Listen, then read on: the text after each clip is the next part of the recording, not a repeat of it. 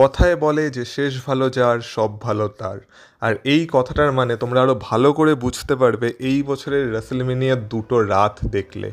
কারণ এই বছরের রেসলমেনিয়া এমন একটা রেসলমেনিয়া ছিল যা দুটো রাত দুরকম ছিল। প্রথম রাতে বাকি সব ম্যাচ বাজে হলেও মেইন ইভেন্টটা এতটাই অসাধারণ ছিল যে সেই রাতটা মানে আমাদের কারো কোনো কমপ্লেন ছিলই না সেই রাতটাকে নিয়ে। মানে মনে হচ্ছিল যে রেসলমেনিয়া নাইট 1 সত্যি একটা ভালো ইভেন্ট হয়েছে। আর সেইখানেই রেসলমেনিয়া নাইট 2 এমন একটা রাত ছিল যেখানে বাকি সব ম্যাচ তো ডেলিভার করেছে, কিন্তু মেন ইভেন্ট আমাদের এতটাই ডিসঅ্যাপয়েন্ট করে দিয়েছে যে পুরো রেসলমেনিয়া আমাদের কাছে খারাপ হয়ে গেছে। মানে এই বছরের রেসলমেনিয়াটাকে যেন ঠিক যখন শেষ হলো তখন মনে হলো না যে একটা রেসলমেনিয়া শেষ হলো, মানে সেই ফিলিংটাই যেন আসছিল না। তো সেটা নিয়ে কথা বলবো, আর বাকি রেসলমেনিয়াতে আজকে মানে নাইট 2-তে আমরা কী কী দেখতে পেলাম সেটা নিয়েও একটু কথা হবে ভিডিওতে। তো ভিডিওটা পুরোটা দেখো, স্কিপ করো না, কারণ তোমরা দেখছো wrestle entertainer. So let's start the entertainment.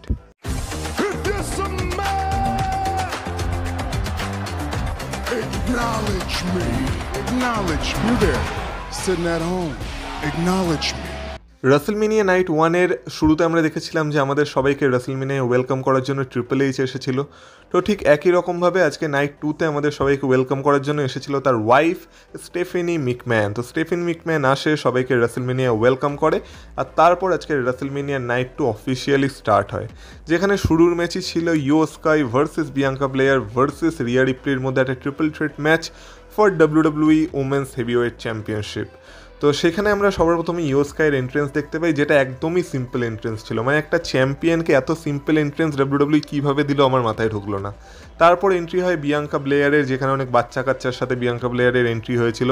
সবাই নাচানাচি করছিল, খেলছিল, কেউ চুল নিয়ে খেলছিল। সেখানে বিয়াঙ্কা ব্লেয়ার একটা গোলাপ ফুলের জামা পরে এন্ট্রি করেছিল। আর লাস্টে রিয়া রিপ্লির এন্ট্রেন্স হয়, সেটাও খুব একটা যে হাইফাই এন্ট্রেন্স ছিল এমন কিছু না, নর্মাল একটা এন্ট্রেন্স ছিল। এর থেকে আগের বছর রিয়া রিপ্লি অনেক বেটার এন্ট্রেন্স পেয়েছিল। তো যাই হোক, তারপর ম্যাচটা শুরু হয়, আর ম্যাচটা শুরু থেকেই একটা ফাস্ট পেস ম্যাচ ছিল।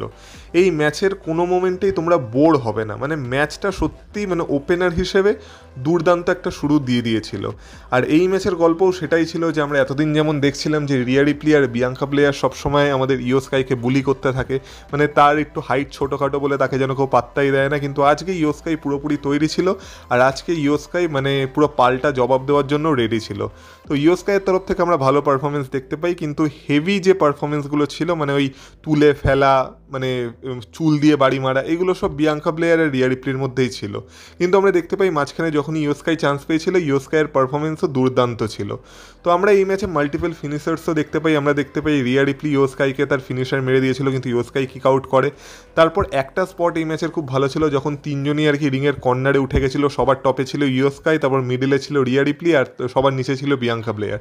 তারপর সেখান থেকে একটা সুপ্লেক্স টাইপের মেরেছিল, যেখানে ইয়ো স্কাইয়ের হয়তো সব থেকে বেশি চোট লেগেছিল। কিন্তু তারপরও ম্যাচটা শেষ হয় না। তারপর ম্যাচে ধীরে ধীরে ম্যাচটা আরও পেস মানে বাড়াতে শুরু করে। তো আমরা দেখতে পাই যে বিয়াঙ্কা ব্লেয়ারের তরফ থেকে কেওডি ফিনিশারও ছিল, কিন্তু তবু এই ম্যাচে কেউ হার মানছিল না। একটা সময় দেখে মনে হচ্ছিল রিয়া রিপ্লি হয়তো জিতে যাবে, কিন্তু রিয়া রিপ্লিও তার ফিনিশার মারার পরেও এই ম্যাচটা কোনোভাবেই জিততে পারছিল না। আর এই ম্যাচে অনেক সুন্দর সুন্দর সিকোয়েন্স তোমরা দেখতে পাবে। একটা জায়গায় আমরা দেখতে পাই যে বিয়াঙ্কা ব্লেয়ারকে আমাদের রিয়া রিপ্লি তার ফিনিশার মারতেই যাচ্ছিলো, কিন্তু সেটাকে কাউন্টার করে বিয়াঙ্কা ব্লেয়ার তার চুল দিয়ে যে বাড়ি মারে রিয়া রিপ্লিকে, সেইটা মেরে তাকে কেওডি লাগিয়ে দিয়েছিল। কিন্তু সেইটা লাগানোর পর উপর থেকে আমরা দেখতে পাই ইয়ো স্কাই তার ফিনিশার মেরে এই ম্যাচে বিয়াঙ্কা ব্লেয়ারকে পিন করে এই ম্যাচটা জিতে যায়, আর তার চ্যাম্পিয়নশিপ সাকসেসফুলি রিটেন করে নেয়। এবার এইটা অনেকের কাছে শকার ছিল, এমনকি আমার প্রেডিকশনও এই ম্যাচে ভুল হয়ে গেছে। কিন্তু আমার প্রেডিকশন ভুল হলেও আমি ইয়ো স্কাইয়ের জন্য এই ম্যাচে হ্যাপি যে ইয়ো স্কাই তার চ্যাম্পিয়নশিপ রিটেন করেছে। এটা ভালো ডিসিশন ছিল। মানে ইয়ো স্কাইকে যদি ফিউচারের জন্য একটা বড় সুপারস্টার বানাতে হয়, এই ভিক্টরিটা তার দরকার ছিল। তো ইয়ো স্কাই এখানে জিতেছে, কোনো সমস্যা নেই। ম্যাচটাও ভালো ছিল ওপেনার হিসেবে। তো শুরু দুর্দান্তভাবে হয়ে গেছিল রেসলমেনিয়া 41-এর নাইট 2-এর। নেক্সট আমরা ড্রিউ ম্যাকেন্টায়ার ভার্সেস ড্যামিয়ান প্রিস্টের ম্যাচ দেখতে পাই, যেখানে ড্রিউ ম্যাকেন্টায়ারের একটা ওয়ারিয়ার টাইপের এন্ট্রেন্স হয়েছিল আজকে। তাছাড়া ড্যামিয়ান প্রিস্টের জন্য ড্যামিয়ান প্রিস্টের যে থিম সংটা, তার যে লিড মানে গিটারিস্ট, সে আজকে লাইভ পারফর্ম করছিল ড্যামিয়ান প্রিস্টের জন্য। এবার এই ম্যাচটাও খুব ফাস্ট পেস ম্যাচ ছিল আগের ম্যাচটার মতো। আর এইখানে আমরা শুরু থেকেই ব্রুটালিটি দেখতে পাই, যেখানে আমরা দেখতে পাই যে এলইডি র্যাম্পটা ছিল, সেখানে আমাদের ড্রিউ ম্যাকেন্টায়ার ড্যামিয়ান প্রিস্টকে একটা সুপ্লেক্স মেরে দিয়েছিল। তাছাড়া দুজন তো স্টিল স্টেপসকে এমনভাবে ব্যবহার করছিল যেন ওটা স্টিল স্টেপস না, ওটা অন্য কিছু। তো দুজনই দুজনের গায়ে স্টিল স্টেপস ছুঁড়ে মারছে, মানে স্টিল স্টেপসের তো আজকে মানে ভরপুর ব্যবহার হয়েছে এই ম্যাচের শুরুতে।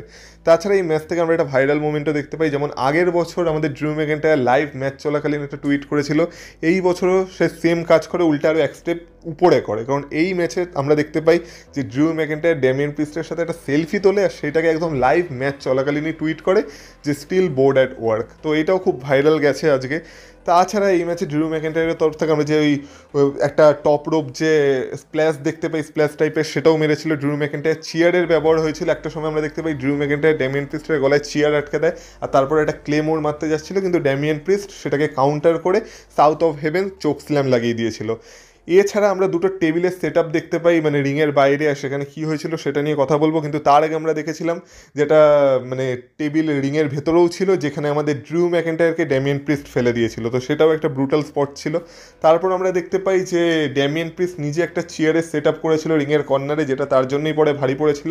কিন্তু তার আগে এই ম্যাচের সব থেকে মানে ডেঞ্জারাস একটা স্পট এসেছিল, যখন আমরা দেখছিলাম আন্ডারটেকারের যে মুভ আছে ওল্ড স্কুল, সেইটা আমাদের ড্যামিয়ান প্রিস্ট মারতে যাচ্ছিলো, কিন্তু সে হয়তো একটু বেশি টাইম নিয়ে ফেলেছিল, যার ফলে আমাদের ড্রিউ ম্যাকইন্টায়ার সময় পেয়ে তাকে মানে টপ রোপ থেকে ধাক্কা মেরে বাইরে ফেলে দেয়, আর বাইরে সেই যে দুটো টেবিল সেট আপ করা ছিল তার উপর গিয়ে ড্যামিয়ান প্রিস্ট পড়ে।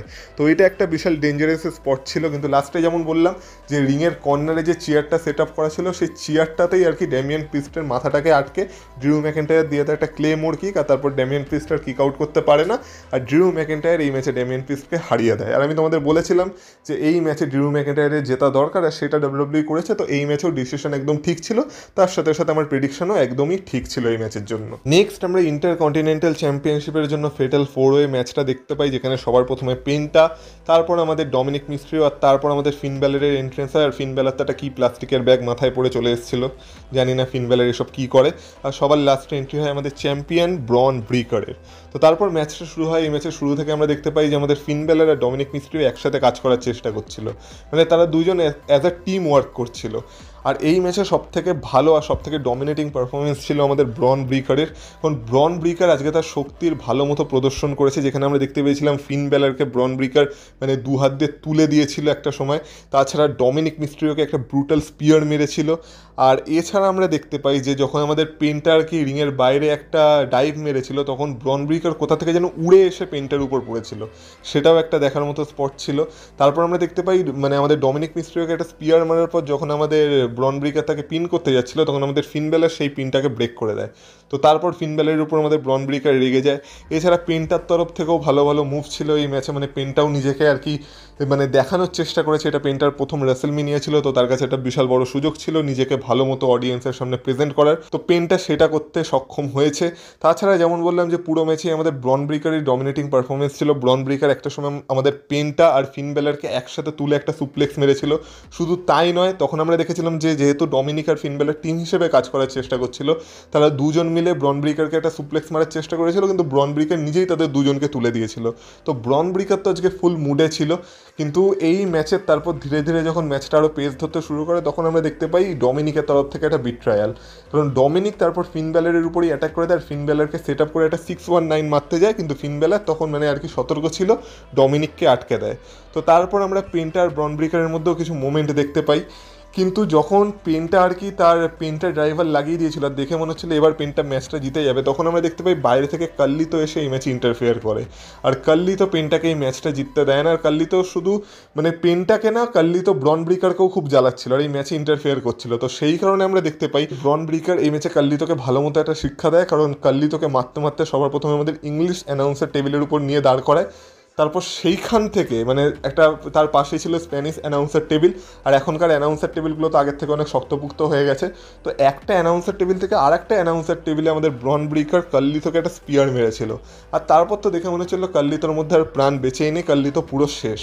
তো তারপর আমরা দেখতে পাই যে আবার রিংয়ের মধ্যে অ্যাকশন শুরু হয়, আমাদের পেনটাকে ব্রন ব্রিকার একটা স্পিয়ার মারে, তারপর ব্রন ব্রিকারের উপর আমাদের ডমিনিক মিস্টার একটা 619ও দিয়ে দেয়, একটা স্প্ল্যাশও মেরে দেয়, কিন্তু স্প্ল্যাশটা মারতে যাচ্ছে যাচ্ছিল, মানে স্প্ল্যাশ মেরে দেয় না, মারতে যাচ্ছিল, তখন আমাদের ফিন ব্যালার আর কি ডমিনিককে সেখান থেকে ফেলে দেয়, ফেলে দিয়ে নিজের কুডিগ্রাস ফিনিশার মারতে যায়, আর মেরেও দেয় মানে আমাদের ব্রন ব্রিকারের উপর।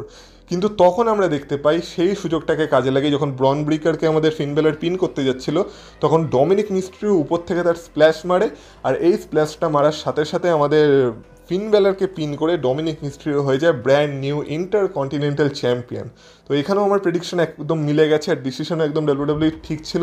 কিন্তু যেটা সব থেকে শকিং ব্যাপার ছিল সেটা হচ্ছে ডমিনিক আজকে সবার থেকে চিয়ার পাচ্ছিল, মানে যেই ডমিনিককে এতদিন সবাই শুধু বু করে এসেছে, আজকে তাকে চিয়ার করছিল। তো ডমিনিক রিং থেকে প্রথমে চলে গেছিল, কিন্তু এত চিয়ার শুনে সে আর নিজেকে কন্ট্রোল করতে পারে না, সে আবার ছুটে রিংয়ের ভেতর আসে আর সবার সাথে তার চ্যাম্পিয়নশিপ ভিক্টরি সেলিব্রেট করতে থাকে।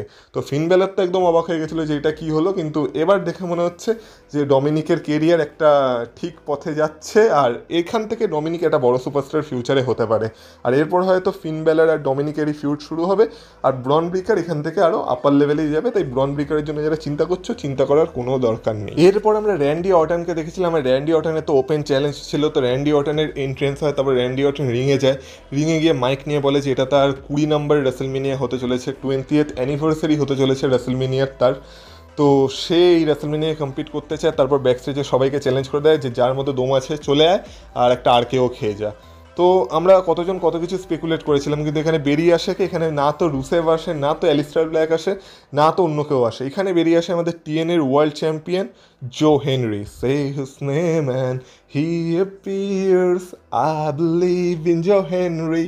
তো জো হেনরি এখানে বেরিয়ে আসে, আর জো হেনরি যেহেতু টিএনএর ওয়ার্ল্ড চ্যাম্পিয়ন, তো এটা বলতে পারে যে একটা শকার টাইপেরই ছিল। কিন্তু যেমন আমি তোমাদের বলেছিলাম যে রুসেভ আর অ্যালিস্টার ব্ল্যাক এখানে না এলেই ভালো, আর তার কারণটাও আমি তোমাদের বলেছিলাম। তো জো হেনরিকে দেখে আমি তো আনন্দ পেয়েছিলাম যে ঠিক আছে, যাই হোক এবার অন্তত মানে ডাব্লিউডাব্লিউকে আর কাউকে স্যাক্রিফাইস করতে হবে না। তো জো হেনরি এখানে আসে, এটা একটা ফান ম্যাচ ছিল। এবার জো হেনরি যদিও টিএনএর ওয়ার্ল্ড চ্যাম্পিয়ন, কিন্তু ডাব্লিউডাব্লিউতে যখন সামনে র্যান্ডি অর্টন দাঁড়িয়ে আছে, তখন তুমি যেই হও না কেন বাবা, তোমার লেভেল নিচেই থাকবে। তো এটা জাস্ট একটা ফান ম্যাচ ছিল। তো এখানে মানে র্যান্ডি অর্টনও ম্যাচটাকে মজা করেই নিয়েছিল, খুব একটা লম্বা ম্যাচ এটা চলেও না। জো হেনরির তরফ থেকে আমরা কিছু মুভ দেখতে পাই, কিন্তু আলটিমেটলি জো হেনরি যখন তার সিগনেচার স্টাইলে পোজ করতে যাচ্ছিল, তখন সেখান থেকে আউট অফ নোহোয়ার একটা আরকেও খেয়ে যায়, আর কেওটা খেয়ে গিয়ে আমাদের জো হেনরি এই ম্যাচে হেরে যায়। র্যান্ডি অর্টন এই ম্যাচটা খুব ইজিলি জিতে যায়। কিন্তু ম্যাচটা জেতার পরেও দেখে মনে হচ্ছিল যে জো হেনরিকে আর কি র্যান্ডি অর্টন রেসপেক্ট দিতে চাইছে, কিন্তু আমরা জানি যে র্যান্ডি অর্টন কত বড় শয়তান, আর র্যান্ডি অর্টনের মাথায় সবসময় শয়তানি বুদ্ধি ঘুরতে থাকে। তো র্যান্ডি অর্টন তারপরেও জো হেনরিকে একটা আরকেও মেরে দেয়, আর তারপর মানে জো হেনরি স্টাইলেই আর কি নিজের পোজ মেরে সেলিব্রেট করতে থাকে। তো একটা ফান ম্যাচ ছিল। টিএনএর ওয়ার্ল্ড চ্যাম্পিয়নকে অনেকে বলছে যে এখানে টিএনএর ওয়ার্ল্ড চ্যাম্পিয়নকে ছোটো দেখানো হয়েছে। তো ছোটো দেখানোর কী আছে ভাই, সে একটা রেসলমেনিয়া মোমেন্ট পেয়ে গেছে টিএনএর ওয়ার্ল্ড চ্যাম্পিয়ন হয়ে, এটাই অনেক বড় ব্যাপার। আর তার সামনে যদি র্যান্ডি অর্টন দাঁড়িয়ে থাকে, তাহলে তার কাছে হেরেও তো ভাই কোনো কমপ্লেন করার এখানে কথা থাকেই না। তো যতই তুমি টিএনএর ওয়ার্ল্ড চ্যাম্পিয়ন হও না কেন, তোমার সামনে যে দাঁড়িয়ে ছিল সে ছিল the legend killer Randy Orton. তো এখানে কোনো কমপ্লেন করার জায়গাই আসে না। নেক্সট ম্যাচটা নিয়ে কথা বলার আগে আমি তোমাদের কাছে সরি বলতে চাই, কারণ প্রথমত এই ম্যাচের জন্য আমার প্রেডিকশন তো ভুল হয়েছে, কিন্তু তার থেকে দুঃখ আমার এটা লাগছে যে আমি তোমাদের আশা দিয়েছিলাম যে এইটা রেসলমেনিয়ার one of the best match হবে। আর হ্যাঁ, এখানে আমি কথা বলছি এজে স্টাইলস ভার্সেস লোগান পলের ম্যাচে। আমি যতটা এক্সপেক্ট করেছিলাম ম্যাচটা তার ধারে কাছেও যায়নি। আমি জানি না এজে স্টাইলসের কিছু প্রবলেম হয়েছে, বা ডাব্লিউডাব্লিউ এজে স্টাইলসকে দেখাতেই চাইছে এমনভাবে, মানে ম্যাচটা এতটা বোরিং কীভাবে হতে পারে। মানে ম্যাচটা একটা কোনো এমন মুভমেন্ট ছিল না যেটা দেখে আমি বলবো যে হ্যাঁ এই ম্যাচটার জন্য আমি মানে হাইপ আপ হয়েছি একটু। একদম স্লো পেসে ম্যাচটা চলেছে, কোনো উত্তেজনা নেই, কিছু নেই। যদি এন্ট্রেন্সের কথা বলা হয়, সবার প্রথমে আমরা দেখতে পাই লোগান পলের একটা ড্রোনের সাথে এন্ট্রি হয়, তারপর এজে স্টাইলসের এন্ট্রি হয়। এজে স্টাইলসের এন্ট্রির সময় তো ডাব্লিউডাব্লিউ পায়েরও অব্দি ইউজ করে না। মানে এজে স্টাইলস একটা সময় ডাব্লিউডাব্লিউ ওয়ার্ল্ড চ্যাম্পিয়ন ছিল, সে ওয়ার্ল্ড ওয়াইড রেসলিংয়ে এত বড় একটা নাম, তাকে এইভাবে ডাব্লিউডাব্লিউ প্রেজেন্ট করছে। তো এজে স্টাইলসকে দেখে ভাই সত্যি খারাপ লাগছে। আর এক সময় যেহেতু আমি এজে স্টাইলসের ফ্যানও ছিলাম, যখন এজে স্টাইলস ওয়ার্ল্ড চ্যাম্পিয়ন ছিল, মানে ভালো লাগতো আর কি। ফ্যান বলতে একদম ডাই হার্ট ফ্যান সেরকম না, কিন্তু ভালো লাগতো। তাকে আজকে দাঁড়িয়ে এইভাবে হারতে দেখে ভাই খারাপ তো লাগে। তো যাই হোক না কেন, ম্যাচটা তো একদম ফালতু বোরিং ম্যাচ ছিল। মানে ম্যাচটা দেখে কখনোই মনে হচ্ছিল না যে লোগান পল আর এজে স্টাইলস কম্পিট করছে। পুরো ম্যাচে লোগান পল ডমিনেট করেছে এজে স্টাইলসকে। যদি ম্যাচের একটা ভালো মোমেন্টের কথা বলা হয়, সেটা হচ্ছে যখন আমাদের লোগান পল এজে স্টাইলসকে সবার প্রথমে একটা স্টাইলস ক্লাস লাগিয়েছিল, কিন্তু সেই স্টাইলস ক্লাসটা খাওয়ার সাথে সাথেই আমাদের এজে স্টাইলস আবার কাউন্টার করে, আর তারপর নিজে লোগান পলকে একটা স্টাইলস ক্লাস দিয়ে বুঝিয়ে দেয় যে যতই তুমি লোগান পল হও না কেন, এই মুভটার বাপ আমি। তো যাই হোক না কেন, সেই একটাই ভালো মোমেন্ট ছিল এজে স্টাইলসের জন্য, বাকি তো পুরো ম্যাচে লোগান পল ডমিনেট করেছে। আর ম্যাচের শেষে আমরা দেখতে পাই লোগান পলের একটা বন্ধু চলে আসে সেই আর কি ব্রাশ নাকলস নিয়ে, আর সে চিটিং করার জন্য লোগান পলকে সেটা দিতে যাচ্ছিল, কিন্তু আমাদের ক্যারিয়ান ক্রস সেটা দেখে নেয় আর ক্যারিয়ান ক্রস তাকে আটকে দেয়। আর এখন তো শুধু ক্যারিয়ান ক্রসের উপরই ভরসা আছে ভাই, কারণ এজে স্টাইলসের কেরিয়ারকে সত্যি যদি কেউ বাঁচাতে পারে সেটা হলো ক্যারিয়ান ক্রস। সেটা আলাদা ব্যাপার, ক্যারিয়ান ক্রসের নিজের কেরিয়ারেরই এল লেগে আছে, কিন্তু যদি এজে স্টাইলসের কেরিয়ার সত্যি কেউ বাঁচাতে পারে, আর সত্যি যদি কেউ এজে স্টাইলসের চিন্তা করে থাকে, তো সেটা এই মুহূর্তে হলো ক্যারিয়ান ক্রস। ক্যারিয়ান ক্রস এজে স্টাইলসকে বলছিল, দেখ এজে তুই এটা নিয়ে লোগান পলকে মার আর এই ম্যাচটা জিতে যা। কিন্তু আমাদের এজে স্টাইলস এখন ভালো মানুষ হয়ে গেছে, এজে স্টাইলস কোনো রকম কোনো চিটিং করবে না, তো সে তো ব্রাশ নেকলসটা ফেলে উল্টে ক্যারিয়ান ক্রসকেই মেরে দেয়। আর তারপর যখন সে রিংয়ে যায়, আমাদের লোগান পল তাকে সেই তার ওয়ান লাকি পাঞ্চ আর নতুন ফিনিশার মেরে এই ম্যাচটা জিতে যায়। একে তো ম্যাচটা ফালতু ম্যাচ, তার উপর এই ম্যাচে এজে স্টাইলস হেরে গেল, তো পুরো মুডই খারাপ। তো এখন শুধু ক্যারিয়ান ক্রসের উপরই ভরসা আছে যে যদি এজে স্টাইলসের কেরিয়ারকে মানে অন ট্র্যাক কেউ ব্যাক অন ট্র্যাক আনতে পারে, তাহলে সেটা একমাত্র ক্যারিয়ান ক্রস। এবার দেখা যাক ক্যারিয়ান ক্রস সেটা পারে কিনা। কিন্তু এই ম্যাচে লোগান পল জিতে তো গেছে, লোগান পলের জন্য একটা বড় মোমেন্ট হতে পারে, কিন্তু ম্যাচ ওয়াইজ মোমেন্ট ওয়াইজ এজে স্টাইলসকে দেখে সব কিছুর দিক থেকে দেখতে গেলে এটা একটা বেকার ফালতু জঘন্য ম্যাচ ছিল সত্যি কথা। এই ম্যাচের জন্য আমি তোমাদের হাইপ করেছিলাম, আর সেই কারণে আমি তোমাদের কাছে সরি বলছি। এরপর আমরা ওমেন্স ট্যাগ টিম চ্যাম্পিয়নশিপের ম্যাচ দেখতে পাই, যেখানে সবার প্রথমে আমাদের লিভ মর্গানের রাকেল রড্রিগুয়েজের এন্ট্রি হয়, তারপর লায়রা ভ্যালকাইরিয়ার এন্ট্রি হয়, আর এবার সময় ছিল তার এন্ট্রি হওয়ার, যে কিনা বেলিকে রিপ্লেস করে এই ম্যাচে আসতো। আর আমি যেমন তোমাদের কালকের ভিডিওতে বলেছিলাম, এটা আর কেউ না, এটা ছিল বেকি লিঞ্চ। তো অ্যাজ এক্সপেক্টেড এখানে বেকি লিঞ্চের রিটার্ন হয়। আর যারা আমার ভিডিও শুরু থেকে দেখছো তারা জানো যে আমার ফেভারিট ওমেন সুপারস্টার হচ্ছে বেকি লিঞ্চ, মানে বেকি লিঞ্চ হচ্ছে ওমেন্সদের মধ্যে আমার ফেভারিট। তার সম্পর্কে আমি কোনো বাজে কথা বলবো এটা তো খুব কমই হয়, কিন্তু আমার কোথাও না কোথাও মনে হচ্ছিল এই মোমেন্টটা না বেকি লিঞ্চ সত্যি ডিজার্ভ করে না, এটা বেলির মোমেন্ট ছিল, কিন্তু কোনো না কোনোভাবে বেকি লিঞ্চ মোমেন্টটা পেয়ে গেছে। এবার ঠিক আছে চলো, মোমেন্ট পেয়ে গেছে, এটা নিয়ে কমপ্লেন করার কোনো দরকার নেই, কারণ এতটাও ক্রিটিসাইজ করার দরকার পড়ে না ডাব্লিউডাব্লিউ স্টোরিকে। যদি স্টোরি লাইন ওয়াইজ ডাব্লিউডাব্লিউ কিছু ভেবে থাকে, পরে আমরা সেটার আউটকাম দেখতে পাবো। কিন্তু যেমন কালকের ভিডিওতে আমি তোমাদের বলেছিলাম যে বেলি থাকলে এই ম্যাচটার আউটকাম একরকম হতো, কিন্তু যেহেতু বেকি লিঞ্চের এখানে রিটার্ন হয়েছে, হয়তো বেকি লিঞ্চকে ডাব্লিউডাব্লিউ হারাবে না, আমরা সেটাই দেখতে পাই। ম্যাচটা শুরু হয়, এই ম্যাচের মেন স্টোরি ছিল এটাই যে যেহেতু লিভ মর্গানের কারণেই আমাদের বেকি লিঞ্চ ডাব্লিউডাব্লিউ থেকে বেরিয়ে গেছিলো, তো লিভ মর্গানকে বেকি লিঞ্চ একটা শিক্ষা দেওয়ার জন্য এসেছিলো। তো যখন বেকি লিঞ্চকে ট্যাগ করা হয় আর সে যখন হাতের নাগালে লিভ মর্গানকে পায়, তখন সে লিভ মর্গানকে ডিস্ট্রয় করে ছেড়ে দেয়, আর আলটিমেটলি তাদের টিমকে এই ম্যাচটা জিতিয়েও দেয়। আর আমাদের লিভ মর্গান আর রাকেল রড্রিগুয়েজকে হারিয়ে দিয়ে বেকি লিঞ্চ আর লায়রা ভ্যালকাইরিয়া হয়ে গেছে brand new WWE women's tag team champion. এবার এই চ্যাম্পিয়নশিপটাকে তো এমনিও কেউ অত ভালোভাবে পাত্তা দেয় না, কেউ কেয়ারও করে না চ্যাম্পিয়নশিপটার। উল্টে আমার মনে হয় লিভ মর্গানের রাকেল রড্রিগুয়েজের কাছে থাকলে তবু কেউ একটু কেয়ার করতো, কিন্তু এই চ্যাম্পিয়নশিপটা এক সময় মানে যখন তখন টাইটেল চেঞ্জ করে ফেলে, এই চ্যাম্পিয়নশিপটার হ্যান্ড চেঞ্জ করে, তো আবার একটা নতুন চ্যাম্পিয়ন হয়ে গেছে যারা কিনা ট্যাগ টিম ছিলই না। আর সব থেকে ভালো ব্যাপার হয়েছে লায়রা ভ্যালকাইরিয়ার জন্য, কারণ সে হয়ে গেছে ডাবল চ্যাম্পিয়ন, ইন্টারকন্টিনেন্টাল চ্যাম্পিয়নের সাথে সাথে সে এখন ট্যাগ টিম চ্যাম্পিয়নও হয়ে গেছে। তো দেখা যাক এই টিমটা কীভাবে চলে। এবার যেহেতু বেকি লিঞ্চের সবে সবে রিটার্ন হয়েছে, এখন দেখতে খুব মজা আসবে, কিন্তু অ্যাকচুয়ালি ওমেন্স ট্যাগ টিম চ্যাম্পিয়নশিপের ফিউচারের জন্য এই ডিসিশনটা সত্যি খুব বাজে ডিসিশন ছিল। আমি বেকি লিঞ্চের সবথেকে বড় ফ্যান হয়ে এরকম কথা বলছি, তো বুঝতেই পারছো আমার মানে এই ম্যাচটাকে দেখে অতটা সেরকম মজাও আসেনি। কিন্তু ঠিক আছে, আলটিমেটলি ম্যাচের একটা যদি ভালো পজিটিভ পয়েন্ট বলতে হয়, তো আমাদের বেকি লিঞ্চ আবার ডাব্লিউডাব্লিউতে ফিরে এসেছে, এর থেকে ভালো কথা আর কী বা হতে পারে। নেক্সট আমরা দেখতে পাই স্টোন কোল্ড স্টিভ অস্টিনকে। আর Stone Cold Steve Austin return করবে এটা তো আমি তোমাদের আগেই জানিয়েছিলাম, কিন্তু কোথায় ভেবেছিলাম রিটার্ন হবে আর কোথায় রিটার্ন হলো। স্টোন কোল্ড এখানে এসেছিল রাসেলমেনিয়ার অ্যাটেন্ডেন্সকে অ্যানাউন্স করতে। তো রাসেলমেনিয়া আজকে 62,000-এর উপরে লোকজন এসেছিল, সেটাই আর কি স্টোন কোল্ড বলছিল। তাছাড়া স্টোন কোল্ড এই রাসেলমেনিয়ার পুরো অ্যাটেন্ডেন্সকে অ্যানাউন্স করে আবার গুনতে শুরু করেছিল 1 2 3 4 করে। তো এই সব ঢঙের কাজ করে আলটিমেটলি আমাদের স্টোন কোল্ড বলে যে সে আবার পরের বছর রাসেলমেনিয়ায় আসবে। আর আজকে তো স্টোন কোল্ড একটা গাড়ি নিয়ে এসেছিল, সেখানেও একটা কাণ্ড করে দিয়েছিল, গাড়িটা চালাতে চালাতে ব্যারিকেডে ঠুকে দিয়েছিল। তো যাই হোক না কেন, সবার লাস্টে আমরা দেখতে পাই স্টোন কোল্ড বিয়ার খেয়ে সেলিব্রেট করতে করতে সেখান থেকে চলে যায়। তো এই ছিল স্টোন কোল্ডের রাসেলমেনিয়ায় ব্যবহার, মানে এর থেকে ভাই না করলেই পারতো, মানে কী আর বলবো। কিন্তু ঠিক আছে চলো, একটা নস্টালজিয়া ফ্যাক্টর, যাদের যাদের স্টোন কোল্ডকে এইভাবেই দেখে মজা এসেছে তাদের জন্য বিশাল ভালো কথা। কিন্তু এইটা স্টোন কোল্ড যাই হোক। নেক্সট কথা বলা যাক এবার মেন ইভেন্টের। তো সবার প্রথমে তো জন সিনার এন্ট্রি হয়, যেটা একটা ক্লাসিক এন্ট্রি ছিল, কারণ জন সিনা যেমন আমাদের বলেছে জন সিনা আমাদের আর কিছুই দেবে না। তো আজকে পুরো অন্ধকারে জন সিনার একটা নর্মাল এন্ট্রেন্স হয়, যেটাই ছিল জন সিনার বলতে পারে যে one of the greatest entrance, কারণ স্টোরি ছিল এই এন্ট্রেন্সটার পেছনে। কারণ জন সিনা এই লাস্ট রানে মানে দর্শকদের আর কিছু দিতেই চায় না, তো সে কেন একটা ভালো এন্ট্রেন্সও আমাদের দেবে। তো ঠিক আছে, তারপর কোডি রোডসের তো একটা দুর্দান্ত এন্ট্রি হয়, মানে ডাব্লিউডাব্লিউ যত মনে টাকা ছিল লাস্টে কোডি রোডসের পেছনেই খরচা করে দিয়েছে। 8 9 10টা মতো মানে বাইক ছিল, ওই মোটোক্রসের বাইক, তাছাড়া পাইরো, আর একটা মুখোশও পরে এসেছিল কঙ্কালের কোডি রোডস, যেটা একটা আয়রন ম্যান টাইপের মুখোশ ছিল, অটোমেটিক খুলে যাচ্ছিল। তো কোডি রোডসের তো আজকে একটা দুর্দান্ত মানে ব্যাপক 5 স্টার এন্ট্রেন্স দিয়েছিল ডাব্লিউডাব্লিউই। তো তারপর কোডি রোডস রিংয়ে যায়, ম্যাচটা শুরু হয়। এবার সবার প্রথমে দেখো, এই ম্যাচটা নিয়ে কিছু কথা বলার আগে আমি এই ম্যাচটাকে নিয়ে যাই বলবো এরপর, সেটাকে তোমরা ভেবো না আমি শুধু ম্যাচটাকে ক্রিটিসাইজ করছি, কারণ এই ম্যাচটার স্টোরিটাকেও আমি মানে বুঝেছি, আর এই ম্যাচটার যত উইক পয়েন্ট আছে বা যেগুলো হওয়া দরকার ছিল না সেটা নিয়ে তো কথা বলবোই। তো সবার প্রথমে এই ম্যাচটার স্টোরিটাকে বোঝা যাক। তো দেখো, ম্যাচটা একটা স্লো পেস ম্যাচ ছিল, কিন্তু এই ম্যাচটা স্লো পেস ম্যাচ হলেও সেই এজে স্টাইলসের লোগান পলের মতো না যে কোনো স্টোরি ছাড়াই স্লো পেস ছিল। এই ম্যাচে জন সিনা আমাদের কি বলেছিল? জন সিনা বলেছিল যে সে রেসলিংকে আমাদের জন্য রুইন করতে চায়, মানে পুরো নষ্ট করে দিতে চায়, আমাদেরকে কিছু দিতেই চায় না। তো সেক্ষেত্রে জন সিনার একটা এরকমই ম্যাচ দেওয়ারই কথা ছিল, যেটা দেখে আমাদের রাগ হবে, আমরা বলবো এটা কি ছাতার মাথার ম্যাচ হচ্ছে। আর ঠিক সেটাই হয়েছে। দেখে মনে হচ্ছিল জন সিনার যেন রেসলিং করার ইচ্ছাই নেই, কিন্তু তবু করছিল। আর আমাদের কোডি রোডস তো বলেই ছিল ইউ কান্ট রেসেল, আর জন সিনাও তাকে উত্তরে বলেছিল যে তোকে হারানোর জন্য আমার রেসলিং করার দরকারও পড়বে না। তো ঠিক সেটাই হয়েছিল। জন সিনা মানে বারবার বাইরে চলে যাচ্ছিল, একদম আস্তে আস্তে ম্যাচটা চলছিল।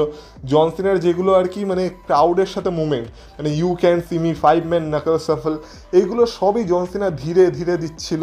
কিন্তু কিছু ভালো মুভমেন্টের যদি কথা বলা হয়, জন সিনা এখানে মাল্টিপল অ্যাটিটিউড অ্যাডজাস্টমেন্ট মেরেছে। সবার প্রথমে আমরা দেখি একটা ক্রস রোডস থেকে জন সিনা উঠে যায়, তারপর জন সিনার একটা অ্যাটিটিউড অ্যাডজাস্টমেন্ট থেকে আমাদের কোডি রোডসও কিক আউট করে, তারপর জন সিনা একটা সুপার অ্যাটিটিউড অ্যাডজাস্টমেন্ট মেরেছিল টপ রোপ থেকে, আর সেখান থেকেও কোডি রোডস আর কি কিক আউট করে। জন সিনার তরফ থেকে আমরা STFU দেখতে পাই, মানে সব রকম চেষ্টা জন সিনা করেছিল এই ম্যাচে কোডি রোডসকে হারানোর, কিন্তু সেটা কোডি রোডস ভাই, যে কিনা রোমান রিংসকে আগের বছর হারিয়ে এসেছে, তাকে এত সহজে তো হারানো যেত না। তো যেমন আমরা আশা করেছিলাম এই ম্যাচে আমরা ঠিক তেমন একটা মোমেন্ট দেখতে পাই, যেখানে আমাদের রেফারির 12টা বেজে যায়। তো জন সিনাকে রেফারির গায়ে লাগে, আর রেফারি ঘুমিয়ে পড়ে, কারণ রেফারি হলো ফুলের কলি, একটু লাগলেই মূর্ছে যায়। তো যাই হোক না কেন, তো রেফারি পড়ে যাওয়ার পর মনে হচ্ছিল যে এবার কিছু হবে, কিন্তু তখন কি হলো, আমাদের কোডি রোডস জন সিনাকে দিয়ে দিল একটা ক্রস রোডস, আর এখানে জন সিনা হেরে গেল। মানে হেরে গেল বলতে, যদি রেফারি থাকতো আর কি হেরেই যেত, কারণ 7 8 9 কাউন্ট অবধি মনে হয় জন সিনা পড়েছিল। কিন্তু তারপর রেফারি যেহেতু ছিল না, আর কিছু করার নেই। তো তারপর আমরা দেখতে পাই ওইখান থেকে আবার যখন রেফারি ধীরে ধীরে কামব্যাক করে, তখন জন সিনারও কামব্যাক হয়ে গেছিলো, আর জন সিনা আমাদের কোডি রোডসকে আবার একটা অ্যাটিটিউড অ্যাডজাস্টমেন্ট লাগিয়ে দিয়েছিল। তো তারপর রেফারিকে জন সিনা তুলে আনে, আর রেফারিকে তুলে আনার পর মানে রেফারি পিন করতে শুরু করে, কিন্তু আমাদের কোডি রোডস আবার কিক আউট করে। তো এরপর জন সিনা ভাবে এবার আমি আর কী বা করতে পারি, এরপর এত কিছু তো করেই নিলাম, তাও এটা হারতে চায় না। তখন সেখানে বেজে ওঠে ফিন থিম সং, আর সেখানে বেরিয়ে আসে ট্র্যাভিস স্কট। আলাম ঠিক আছে চলো, এরপর হয়তো বড় বড় মোমেন্ট হওয়া শুরু হবে, কিন্তু এটাই ছিল ভাই, এটাই লাস্ট মোমেন্ট। ট্র্যাভিস স্কট জানি না একদম কচ্ছপের গতিতে ধীরে ধীরে হাঁটতে হাঁটতে আসছে, আর কোডি রোডসও পড়ে আছে, মানে যেন অঢেল সময় আছে, যখন ইচ্ছা এলেই হবে। তো ধীরে ধীরে হেঁটে হেঁটে আলটিমেটলি সে রিং অব্দি পৌঁছালো, জন সিনা তার হ্যান্ড রেইজ করলো, আর তারপর কোডি রোডস সেই সুযোগটাকে কাজে লাগিয়ে আবার একটা ক্রস রোডস মেরে দিল জন সিনাকে। আর এবার দেখে মনে হলো এবার তো জন সিনা পিন হয়েই যাবে, কিন্তু তখন আমাদের ট্র্যাভিস স্কট আর কি মানে রেফারিকেই পা ধরে টেনে বাইরে বের করে দিল। তো রেফারির আবার 12টা বেজে গেল। তো তারপর আমাদের কোডি রোডসও ফ্রাস্ট্রেটেড হয়ে আর কি ট্র্যাভিস স্কটকে বললো তুই ব্যাটা রিঙে আয়, তোকে দেখে নিচ্ছি। তো ট্র্যাভিস স্কটের দমও আছে, সে রিঙে চলেও গেল, আর এমনিও ব্যাটা কি টানে, গাঁজা ফাজা টানে, তো আর কি বলবো। তো সে রিঙে চলেও গেল, রিঙে চলে যাওয়ার পর আমাদের কোডি রোডসের থেকে একটা ক্রস রোডস খেয়েও গেল, আর খেয়ে যাওয়ার পর ট্র্যাভিস স্কটের খেলা এখানেই শেষ হয়ে গেল। তো এই মোমেন্টটাকে কাজে লাগিয়ে আমাদের জন সিনা একটা টাইটেল নিয়ে চলে এলো, মানে আমাদের আনডিসপিউটেড চ্যাম্পিয়নশিপ নিয়ে চলে এলো, এনে আর কি কোডি রোডসকে মারতে যাচ্ছিলো, কিন্তু কোডি রোডস আগে থেকেই তৈরি ছিল, কোডি রোডস সেটাকে থামিয়ে দিল। কিন্তু এইখানে এসেছিল ম্যাচের আরেকটা স্টোরি, যেখানে মানে আমাদের জন সিনা বলেছিল যে সে যদি ম্যাচটাকে জিততে চায় তাকে অডিয়েন্সের এগেনস্টে যেতে হবে আর বাজে কাজ করতে হবে। তো চ্যাম্পিয়নশিপটা কোডি রোডস নিয়ে তো নিয়েছিল, এবার কোডি রোডসের কাছে চয়েস ছিল যে সে সেই চ্যাম্পিয়নশিপটা দিয়ে মেরে এই ম্যাচটা জিতবে নাকি অডিয়েন্সের কথা শুনবে। আর কোডি রোডস আবার আমাদের ডাব্লিউডাব্লিউ ইউনিভার্স, দর্শক, অডিয়েন্স যাই বলো না কেন তাদেরকে চুজ করলো, আর জন সিনাকে মারলো না। আর জন সিনাও বলছিল যে ভাই মারিস না, আমাকে মারিস না। তো কোডি রোডস আমাদের পৃথিবীর সব থেকে ভালো মানুষ, আর তোমরা জিজ্ঞাসা করো আমি কেন বলি, এই কারণেই বলি। তো কোডি রোডস তো মারলো না, কিন্তু জন সিনা বললো এই বোকাকে তো আমি এইভাবেই চেয়েছিলাম যাতে আমাকে না মারে। তো তারপর তাকে দিয়ে দিল একটা লো ব্লো, টাইটেলটাকে নিল, টাইটেলটা যে একটা জোরে মাথায় আঘাত করলো, তারপর তো জন সিনার ফিনিশার মারার দরকার পড়লো না, রেফারি কোনোভাবে উঠে দাঁড়ালো, আর তারপর জন সিনা কোডি রোডসকে পিন করলো, পিন করে হয়ে গেল আমাদের 17 টাইম ওয়ার্ল্ড চ্যাম্পিয়ন। তো স্টোরি ওয়াইজ ম্যাচটা পারফেক্ট ছিল, কারণ স্টোরিতে জন সিনা আমাদের যা যা প্রমিস করেছিল সেটাই দিয়েছে। কিন্তু সব থেকে বড় ডিসঅ্যাপয়েন্টিং ব্যাপার হলো এই ম্যাচের ফিনিশটা, মানে এখানেই ম্যাচটা শেষ হয়ে গেল। আরে ভাই, ম্যাচটা যেমনই হোক না কেন, অন্তত ম্যাচের থেকে কিছু জিনিস তো আমরা এক্সপেক্ট করেছিলাম অন্তত। ঠিক আছে, বাদ দাও সেথ রলিন্স, পল হেমান, এদের স্পটটা বাদ দাও, হতো না, এটা আমরা না একটু বেশিই ভেবে ফেলেছিলাম। রক, রক কোথায়? রকের তো এখানে আসা দরকার ছিল, তাহলে রকের স্টোরিতে ইনভলভ হলোই বা কেন? রক শুধু জনসনের হিল টার্ন করানোর জন্যই ছিল। হিল টার্ন করানোর পর মানে রোড টু রাসেলমেনিয়া আসা তো দূর, রাসেলমেনিয়াতে অবধি শো আপ করলো না। আর ভাই রককে, তোমরা বলো যে তোমরা রককে এক্সপেক্ট করো নি রাসেলমেনিয়া, এমন মনে হয় কেউ ছিল না যে কিনা এই ম্যাচে রককে এক্সপেক্ট করেনি, কিন্তু রক এলোই না। মানে এতটাই বাজেভাবে ম্যাচটার ফিনিশ, শুধুমাত্র ট্র্যাভিস স্কট। তো কিছু বলার নেই ভাই, মানে সত্যি কিছু বলার নেই। রকের তো অন্তত একবার আসা দরকার ছিল। দেখো ম্যাচটা জনসিনা আমাদের বলেছিল আমাদের ফ্রাস্ট্রেট করবে, আমাদের রাগাবে, আমাদের এমন কিছু করবে যেটা আমরা চাই না, কিন্তু সেটা হবে। ঠিক আছে, সেটা হয়েছে ম্যাচে, সেটা হয়েছে, আমি তোমাদের বললাম স্টোরি ওয়াইজ ঠিক ছিল সব, কিন্তু অ্যাটলিস্ট রক তো আসবে একবার। কোনোভাবে কোনো স্টোরিতে ইনভলভ নেই, শুধু জনসিনাকে হিলটন করে এসে নিজের মতো দিব্যি হলিউডে মুভি বানাচ্ছে, ছুটি কাটাচ্ছে। জানি না, মানে পুরোপুরি রেসেলমিনিয়াটার যদি 12টা বেজে গিয়ে থাকে শুধুমাত্র এই ফিনিশটার জন্য, যদিও রেসেলমিনিয়ায় মানে এই নাইট 2-তে এর আগে এত ভালো ভালো ম্যাচ হয়েছে, কিন্তু শুধুমাত্র মেন ইভেন্টের এই ফিনিশটার জন্য পুরো নাইট 2 বরবাদ। শুধু একটাই ভালো জিনিস, সেটা হচ্ছে আমাদের জন সিনা 17 টাইম ওয়ার্ল্ড চ্যাম্পিয়ন হয়ে গেছে, রেকর্ড ভেঙে দিয়েছে, তো এটার জন্য জন সিনার জন্য আমি হ্যাপি। কিন্তু বাকি মেন ইভেন্ট যদি বাজে হয়, পুরো শোটা যে বাজে হয়ে যেতে পারে, সেটা হচ্ছে এই নাইট 2 তার জল যন্ত্র প্রমাণ। অনেকে বলছে যে নাইট 1-এ যে মেন ইভেন্টটা হয়েছিল সেটাই অ্যাকচুয়ালি নাইট 2-তে হওয়া দরকার ছিল। অ্যাকচুয়ালি তাই, যদি এইটাই করার ছিল তাহলে এইটাকে নাইট 1-এও রাখা যেত। নাইট 2-তে যখন রেখেছিল ভেবেছিলাম কিছু তো হবে, কিছুই হলো না। তো আলটিমেটলি এই শুধু এই ফিনিশটার জন্য পুরো গেল ভাই, পুরো রেসেলমেনিয়া নাইট 2 গেছে। তাই যারা যারা বলবে নাইট 2 তোমাদের ভালো লাগেনি, অ্যাকচুয়ালি ভালো না লাগারই কথা, কারণ আগের ম্যাচ যতই ভালো হোক না কেন, মেন ইভেন্ট যদি এইভাবে ডিসঅ্যাপয়েন্ট করে, মানে রাসেলমেনিয়া খারাপ হবেই হবে। যাই হোক, এই ভিডিওটা অনেকটাই বড় হয়ে গেছে, আশা করি ভিডিওটা তোমরা এতক্ষণ দেখছো, আর যারা দেখছো তাদেরকে মন থেকে থ্যাংক ইউ। আর বাকি যদি ভিডিওটা ভালো লেগে থাকে, ভিডিওটা তো অবশ্যই লাইক করে দিয়েছো, আর তোমাদের রিয়াকশন বলো রাসেলমেনিয়া নাইট 2-কে নিয়ে। আর যারা যারা বলো না যে রোমান রিংসকে কেন দরকার ডাব্লিউডাব্লিউতে, এই কারণেই দরকার। আর এই কারণেই রোমান রিংস হলো রাসেলমেনিয়া, রোমান রিংসই হলো মেন ইভেন্ট। আর রোমান রিংসের মেন ইভেন্টের প্রয়োজনীয়তা কী, সেটা আজকের এই ম্যাচটা দেখলে ভালো মতো বোঝা যায়। যাই হোক, তো সেই সব নিয়ে পরে কথা হবে, কিন্তু আপাতত ভিডিওটা ভালো লেগে থাকলে অবশ্যই লাইক করে দিয়েও, আর চ্যানেলে যদি নতুন হয়ে থাকো তো অবশ্যই চ্যানেলটাকে সাবস্ক্রাইব করে দিয়েছো। তো এখনও অনেক বিষয়ে কথা বলার আছে, সেগুলো নিয়ে ধীরে ধীরে ভিডিও আসবে। বাকি তোমরা যদি আমাকে ইনস্টাগ্রামে ফলো করতে চাও, তার লিঙ্ক পেয়ে যাবে তোমরা এই ভিডিও ডিসক্রিপশনে, তো সেখান থেকে তোমরা আমাকে ফলো করে আসতে পারো, তাহলে তোমাদের সাথে কথা হবে আবার পরের ভিডিওতে। ততক্ষণ তোমরা ভালো থেকো, টাটা।